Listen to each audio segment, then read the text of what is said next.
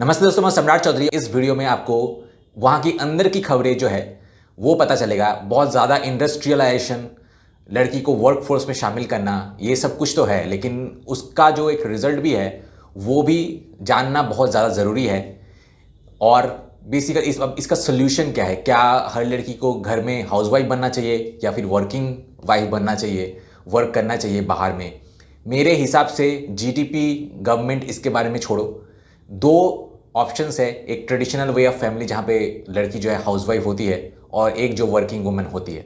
मेरे हिसाब से मतलब गवर्नमेंट, कॉरपोरेट्स, सब कोई एक तरफा एक नॉलेज ही जो है वो लड़की को देते हैं कि आपको किसी भी तरीके से वर्कफोर्स में शामिल होना है और आपको कमाना है पैसे, क्योंकि उनके लिए ये बेनिफिशियल है। जितने ज़्यादा एम्प्लॉयज़ है उतना ही उनके लिए एक कुछ जो टॉप में बैठे होते हैं।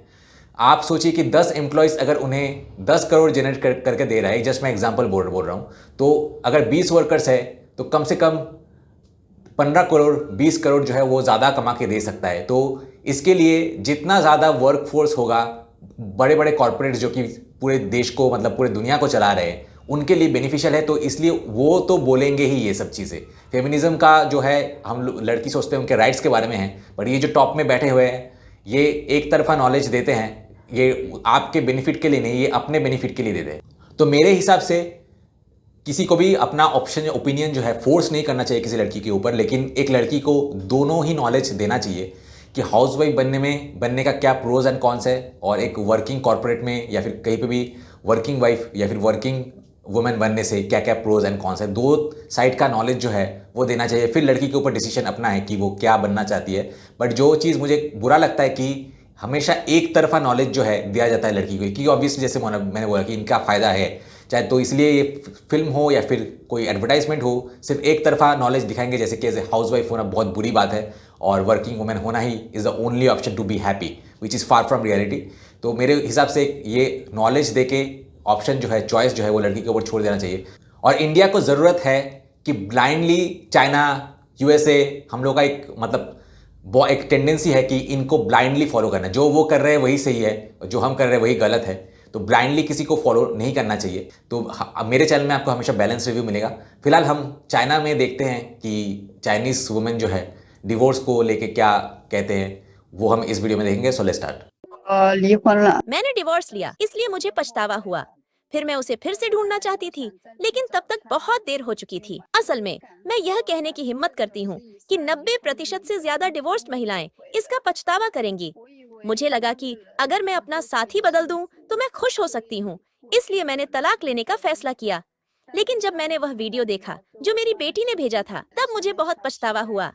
आखिरकार मुझे एहसास हुआ कि तलाक के बाद जो सबसे ज्यादा दुखी होता है वह बच्चा ही रहता है।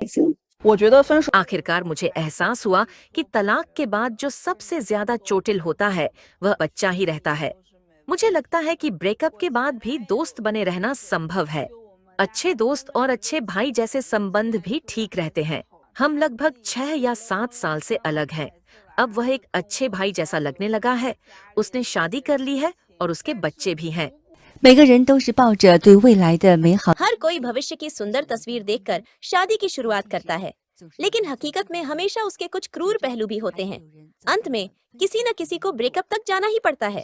लेकिन तलाक के बाद क्या जीवन सच में आसान हो जाता है? क्या सच में कोई पछतावा नहीं होता?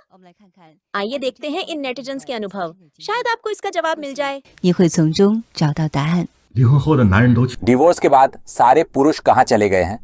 2025 मेरी डिवोर्स के चौथे साल में है। अब तक मेरे परिवार को छोड़कर, सच कहूँ तो मेरे ज़्यादातर दोस्त, क्लासमेट और सहकर्मी नहीं जानते कि मैं डिवोर्स्ड हूँ।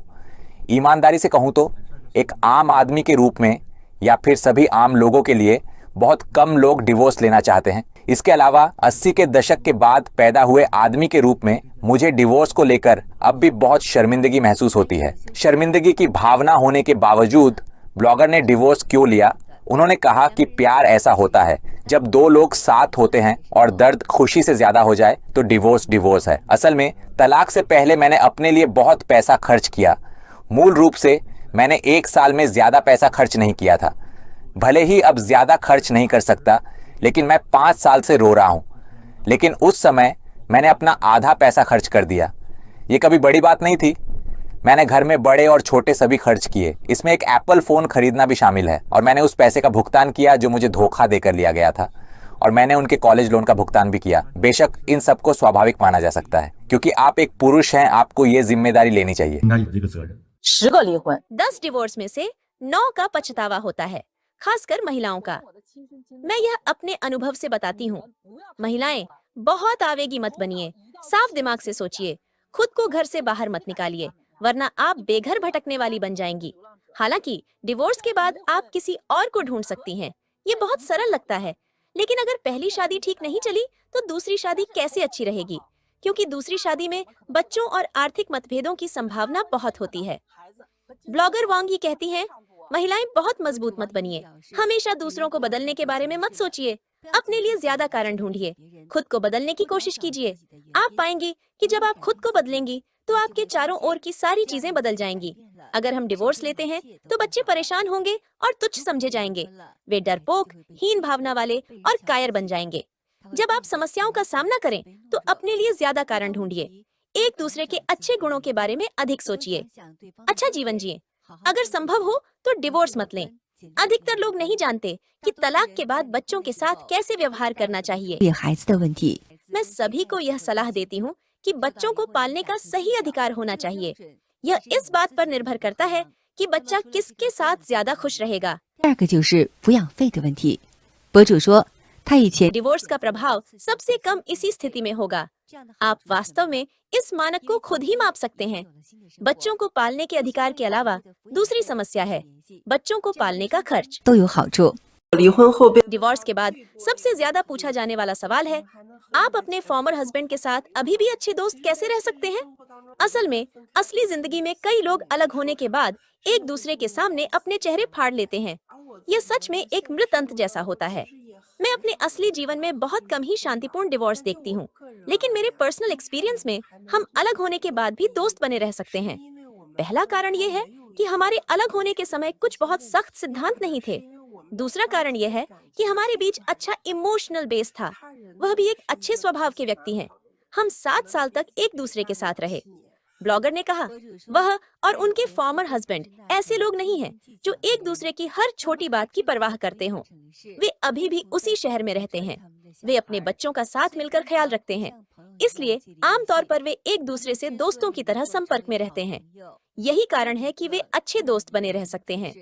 एक और महत्वपूर्ण कारण यह है कि दोनों अपने बेटे से गहरा प्यार करते हैं। सिर्फ इस साझा चिंता की वजह से उनके बीच का संबंध भी मजबूत हुआ है। 内容价。博主提醒， ब्लॉगर उन बहनों को याद दिलाती है जो डिवोर्स लेना चाहती हैं। इसे आसानी से मत छोड़िए, वरना सच में उस कदम तक जाना पड़ता है। फिर से सोच पाना मुश्किल हो जाता है। क्या किसी ने मुझसे पूछा कि क्या मुझे अपने 4 साल के डिवोर्स पर पछतावा हुआ? मेरा जवाब है हाँ, पछतावा। पछतावा है अतीत की ब्लाइंडनेस। मैंने खुद को ठीक से नहीं देखा। ये मेरे सेल्फ रियलाइजेशन का पछतावा है। शादी एक मिरर की तरह होती है। तलाक के बाद मैंने शादी में अपनी अपरिपक्वता देखी। शायद मैंने दूसरे पक्ष की सहन शक्ति को ज्यादा आंका और उसकी जरूरतों को कम समझा। निर्भरता को शुद्ध प्रेम कह दिया। मुझे यह भी पछतावा है कि मैंने कभी सच में उस सतहीपन को नहीं समझा। असल में शादी में सबसे गुप्त दरारें अक्सर झगड़े नहीं होती। यह लंबे समय तक की भावनात्मक हानि होती है। जब तक हम अलग नहीं होते, तब तक उसकी चुप्पी को समझना मुश्किल होता है। ठीक है, आज के लिए बस इतना ही। कृपया लाइक, सब्सक्राइब, कमेंट करना न भूलें और अपने दोस्तों के साथ शेयर करें। 再见。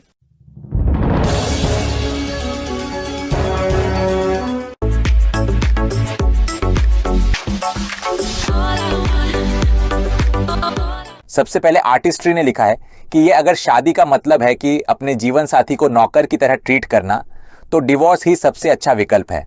उसके बाद गो फेइंग ने लिखा है कि लिटिल फेरी, जिम्मेदारी पूरी तरह से पुरुष पर है।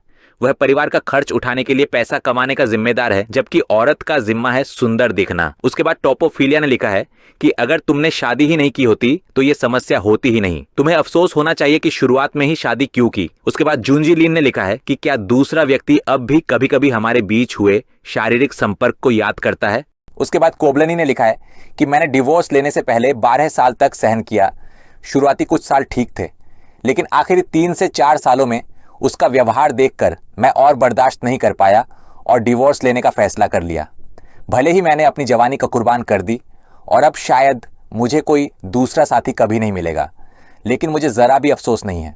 उसके बाद Zai05 ने लिखा है कि ये टॉक्सिक चिकन सूप रीड के बाद मुझे लगता है कि शादी ना करने का मतलब ये नहीं है कि सब कुछ ठीक ही रहेगा। उसके बाद चैन शिनहोंग ने लिखा है कि शादी अमीर बनने का एक बढ़िया मौका है। शादी के लिए 8,80,000 युआन का दहेज चाहिए। दोबारा शादी के लिए भी 8,80,000 युआन का दहेज चाहिए। लड़कियां बुरी बनने पर अमीर हो जाती हैं। उसके बाद रिचर्ड सॉ ने लिखा है कि उन परियों को बधाई जो डिवोर्स का सर्टिफिकेट दिखाने में शर्मिंदा नहीं बल्कि गर्व महसूस करती है। उसके बाद डेविड ली ने लिखा है कि अगर डिवोर्स तुम्हें उस यातना से आजाद कर सकता है तो आगे बढ़ो। आर्थिक स्वतंत्रता के बिना तुम बस खुद को ही नीचे खींचोगी। इस पर मत अटकना कि बाद में अफसोस होगा या नहीं, क्योंकि यह सिर्फ तनाव बढ़ाता है। हिम्मत से निकलो, हिम्मत से सामना करो। बच्चे असली समस्या नहीं है। उसके बाद सोलोस ने लिखा है कि उस बकवास पर ध्यान मत दो और ये सोचने की जरूरत भी नहीं कि उन बातों के पीछे कोई छुपा मकसद है या नहीं। शॉर्टली, अगर तुम्हें डिवोर्स पर अफसोस है तो समस्या तुम्हारे अंदर ही है। सही गलत पर बहस करने की कोई जरूरत नहीं, ये तो नजरिए पर निर्भर करता है।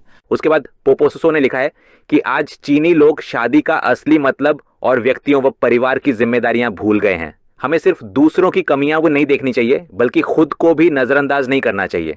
उसके बाद जीजोंग चेन ने लिखा है कि if you lack the oxen and horses to drive you'll inevitably regret it। उसके बाद केट्टी ने लिखा है कि महिला का अफसोस उसके बच्चे की वजह से था। बच्चा बहुत बेचारा है और एक माँ होने के नाते मेरा दिल टूट जाता है। उसके बाद एकेबी ने लिखा है कि दहेज तो पहले ही दिया जा चुका है, अब पछताने जैसी बात ही क्या रह गई।